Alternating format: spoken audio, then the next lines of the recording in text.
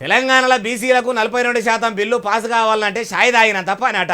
అగో అంత అల్కగా అయ్యే పని మరి ఇన్ని దినాలు బంకసాగినట్టు సాగుకుంటా బిల్లు పాస్ కాకుండా ఆగుకుంటా ఎందుకు వస్తుందే బాలన్న అంటే కారు పార్టీ లీడర్ గా మాజీ మంత్రి కేటీఆర్ సార్ చెప్తున్నాడు. మీరు కూడా వినుండ్రి. అయ్యా కల్వకుంట్ల తారక రామారావు అలియాస్ కేటీఆర్ సార్ ఇక చెప్పుర్రి.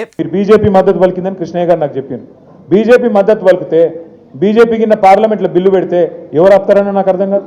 మేము ఓటేయమా, కాంగ్రెస్ ఓటు ఓటేయడా, ఎవడాపుతాడు? మద్దతు పలుకుడంటే ఇక్కడ కాదు కదా. ఒకసారి మోడీ గారి దగ్గర తీసుకుపోమని బీజేపీ వాళ్ళకి చెప్పారు, మేము కూడా వస్తాం. మోడీ గారి దగ్గర అపాయింట్మెంట్ ఇప్పింది, మేము అందరం వస్తాం.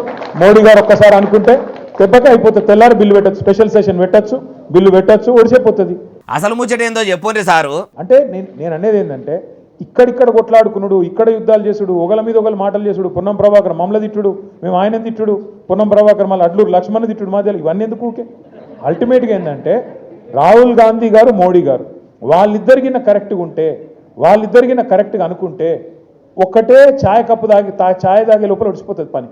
ఏమో పోన్రి, బీసీ బిల్లు ఇయ్యకుండా ఆపుతున్నదే బీఆర్ఎస్ పార్టీలు బీజేపీలు అని కాంగ్రెస్ పార్టీలు అనుడు. మీరు మేము కలిసి మోడీ సార్ దగ్గరికి పోదామని బీఆర్ఎస్ పార్టీలు అనుడు. ఏందో నిజంగానే బీసీ రిజర్వేషన్లు బీసీలకు ఇయ్యాలని ఈ పాలకులకు నిజంగానే చిత్తశుద్ధి ఉంటే అందరు లీడర్లు పెళ్లిళ్లకు దావతలకు పోయి మంచి చెడ్డ మాట్లాడుకొని పార్టీలకు అతీతంగా సుట్టరికం చేసినట్టు ఈ చట్టాన్ని కూడా అందరూ అట్లనే కలిసి చేస్తే బువ్వదిని నవ్వుకుంటా ఐస్ క్రీమ్ తిన్నంత పని కానీ దావతల కాడ కలిసి ఇగిలించుకుంటా మాట్లాడినట్టు ఇసోటి దగ్గరికి పోయి కలిసి బిల్లు పాసు చేయిస్తారా?